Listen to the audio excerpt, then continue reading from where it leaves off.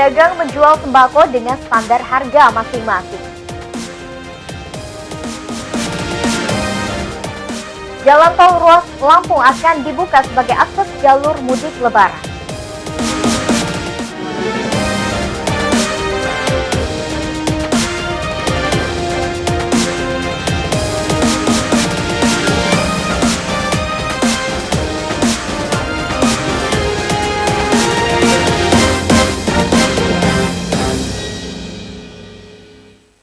Selamat sore pemirsa, kita berjumpa lagi dalam iNews Lampung, program berita daerah jaringan televisi terbesar di Indonesia, iNews TV. Sore ini kami menyajikan informasi menarik tentang berbagai peristiwa serta dinamika pembangunan di Lampung. Lonjakan harga kebutuhan pokok menjelang Ramadan masih menjadi sajian utama hari ini. Pedagang pasar tradisional Lampung Utara menjual sembako sesuai kemauan masing-masing. Pemirsa, bersama saya Ferlisi Andini, inilah iNews Lampung selengkapnya.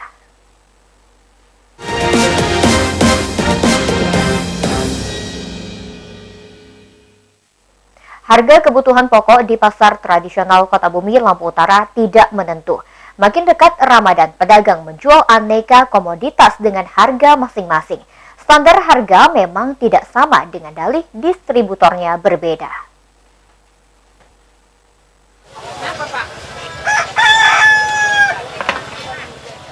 Transaksi kebutuhan pokok di pasar tradisional Lampung Utara bertambah ramai seiring makin dekatnya Ramadan.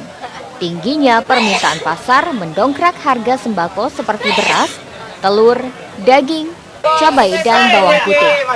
Harga telur naik tipis menjadi Rp22.000 dan beras asalan Rp8.500.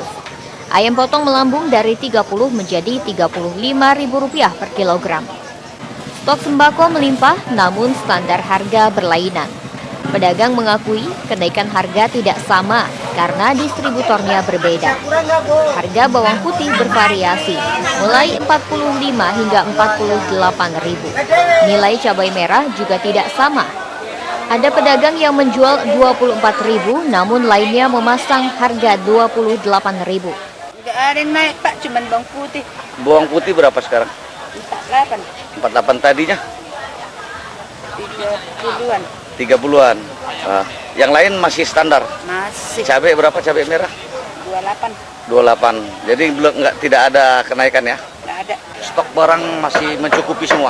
Masih mencukupi semua, bahkan melebihi malah sekarang. Malah melebihi ya sekarang ya? Nggak ada keterlambatan? Nggak ada keterlambatan karena lebaran. Cuma bawang putih aja yang agak tersenar harganya. Oh, bawang putih aja ya? Ya. Jadi yang terjadi kenaikan malah bawang putih sekarang ini ya? Kalau telur berapa sekarang telur? Sekarang 21 Pak. 21 ya, artinya kenaikannya udah seminggu yang lalu? Udah seminggu Pak. Kalau untuk beras gimana? Beras asalan?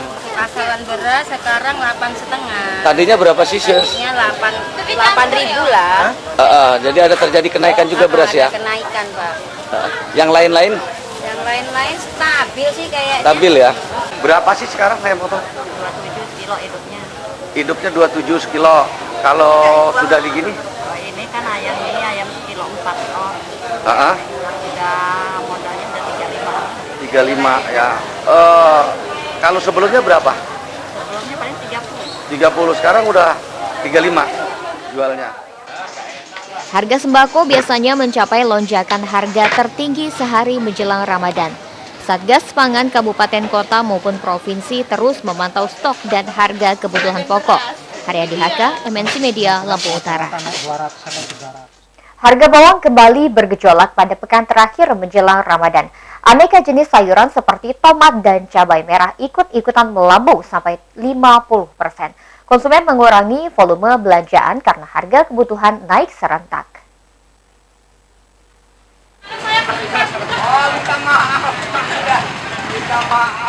Harga kebutuhan pokok di Pasar Inpres Kalianda dan Pasar Bakauheni Lampung Selatan mulai melambung.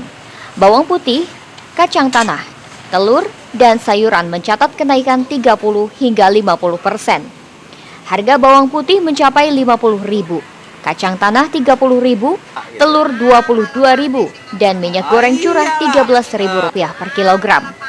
Sayuran ikut-ikutan melambung. Harga tomat naik 50% menjadi Rp15.000. Cabai merah mencapai Rp25.000 atau melonjak 60%. dan bawang merah naik menjadi Rp30.000 per kilogram. Pedagang menyatakan kenaikan harga kebutuhan pokok menjelang Ramadan masih wajar. Bawang ini bakalan naik lagi. Perkiraan kapan Bu bakal naik lagi? Perkiraan puncaknya nanti perpekan ya. Pas perpekan itu ya? Kalau bahasa Jawanya ya pas perpekan. Kalau beras, minyak naik juga Bu? Kalau minyak yang curah beranjak naik, per liter itu 300 perak. Kalau beras per kilo ya 500 perak naiknya.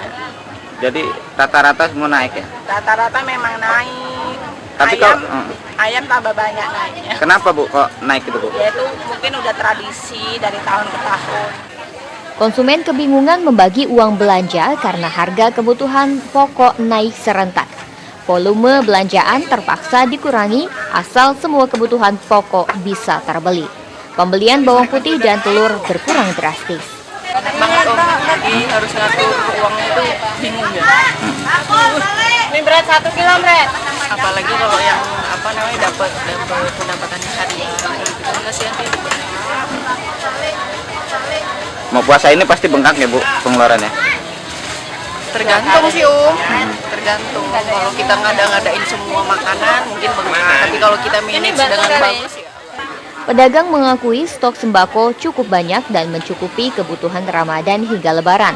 Kenaikan harga tak bisa dicegah karena harga distributor naik sejak pertengahan bulan.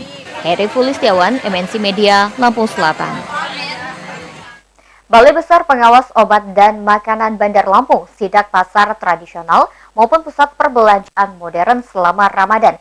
Sidak ini mengantisipasi peredaran makanan berbahaya. Konsumen sebaiknya memahami tips belanja sehat dan aman.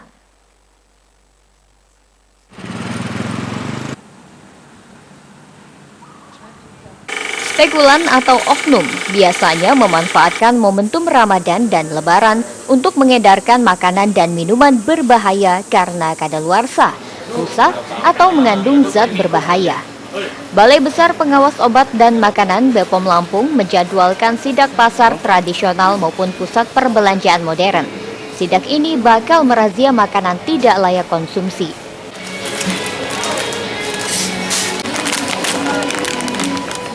Razia meliputi pasar dalam kota maupun luar kota. Kasih Pelayanan Informasi Konsumen Adeliana Sinuraya menjelaskan kesiapan tugas pengawasan dengan operasi laboratorium keliling. Balai Besar Pengawas Obat dan Makanan turut menjaga kestabilan harga pangan. Untuk pengawasan jajanan puasa dalam rangka bulan suci Ramadan, Balai POM akan mengadakan ke pasar, melaksanakan pengawasan ke pasar melalui operasional laboratorium keliling, dan ini dilaksanakan baik di dalam kota dan juga di luar kota, dan tim kita turunkan sesuai dengan jadwal yang telah disusun menjelang puasa pas bulan puasa. Balai Besar Pengawas Obat dan Makanan menganjurkan masyarakat belanja sehat dan aman. Konsumen jangan sampai membeli makanan atau minuman berwarna cerah. Perhatikan juga masa kadaluarsa. Hindari belanja ikan atau daging dengan tekstur padat dan warna pucat karena terduga mengandung formalin. Konsumen diminta melapor jika menemui makanan dengan ciri-ciri tersebut. Oki Firmansyah, MNC Media, Bandar Lampung. Pemkab Lampung Utara meminta rumah makan dan tempat hiburan menghormati Ramadan. Pengelola hendaknya menghentikan usaha siang hari atau paling tidak memasang penutup. Imbauan pemerintah ini segera diikuti dengan surat edaran.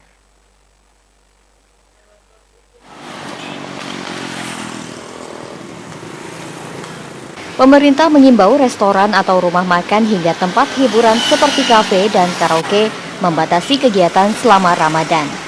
Pengelola hendaknya menghentikan usaha pada siang hari atau memasang penutup daya pandang. Pembatasan ini sebagai bentuk penghormatan bulan suci Ramadan. Umat muslim ingin tenang dan khusyuk beribadah puasa. Kasat Polisi Pamong Praja Lampung Utara AKBP Suratno menyatakan imbauan penutupan usaha hiburan serta rumah makan dipertegas dengan surat edaran. Ketentuan ini umum berlaku setahun sekali. Dalam rangka memasuki bulan suci Ramadan, kita telah membuat rencana edaran terhadap rumah-rumah makan yang ada di wilayah Kota Bumi untuk sama-sama menjaga untuk tidak melakukan buka rumah makan secara terang-terangan, mungkin bisa ditutup dengan horden dan lain sebagainya.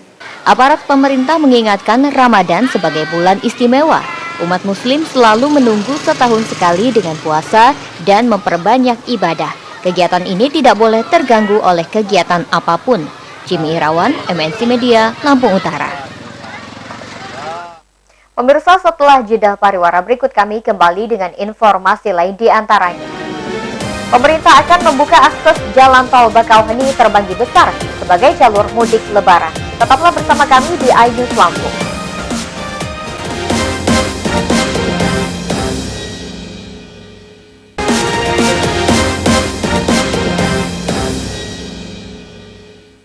Anda masih menyaksikan iNews Lampung. Pemerintah ingin membuka sebagian ruas jalan tol Trans Sumatera ruas Bakauheni Terbanggi Besar sebagai jalur mudik lebaran. Pembukaan jalur ini bersifat fungsional untuk mengantisipasi kemacetan jalan lintas Sumatera. Akses jalan tol menunggu keputusan Badan Pengelola Jalan Tol.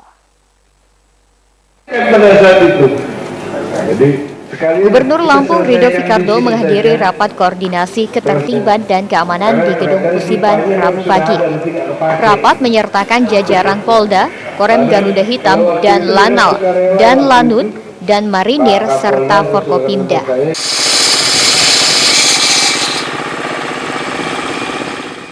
Ridho Fikardo mengungkap rencana pemerintah membuka akses jalan tol Trans Sumatera sebagai jalur mudik lebaran. Pembangunan jalan tol belum selesai namun bisa fungsional untuk mengantisipasi kemacetan jalan lintas Sumatera. Akses jalan tol antara lain seksi 1 Lampung Selatan. Ya, tentunya ini kan akan didiskusikan, dikoordinasikan dengan BPJT, Badan Pengelola Jalan Tol ya. Mana yang kira-kira sudah siap. Kami mendapat informasi ada kemungkinan ruas jalan tol, ada ruas yang akan dibuka. Dan kalau sampai itu terjadi, maka kita harus mengantisipasi bahwa itu bisa mempermudah, membantu masyarakat, jangan sampai justru malah situasi berbalik.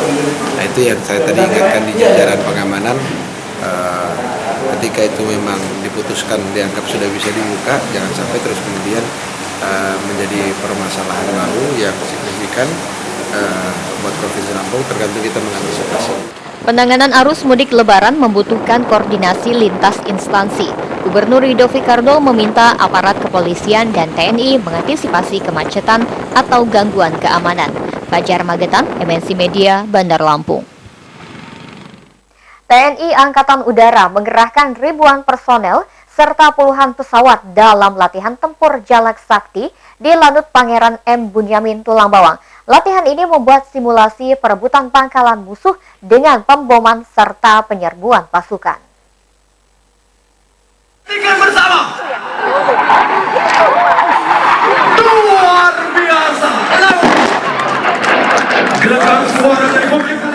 Pangkalan Udara Pangeran Muhammad Bunyamin Tulang Bawang menggelar latihan tempur Jalak Sakti Komando Operasi 1 2017. Latihan mengerahkan 1.153 pasukan gabungan serta pesawat tempur dan transport. Latihan tempur melibatkan 8 pangkalan udara dan skuadron Lanut Pangeran Muhammad Bunyamin, Lanut Halim Perdana Kusuma, Lanut Pontianak, Lanut Pekanbaru, Skuadron Hercules serta Skuadron Paskas 461 Jakarta.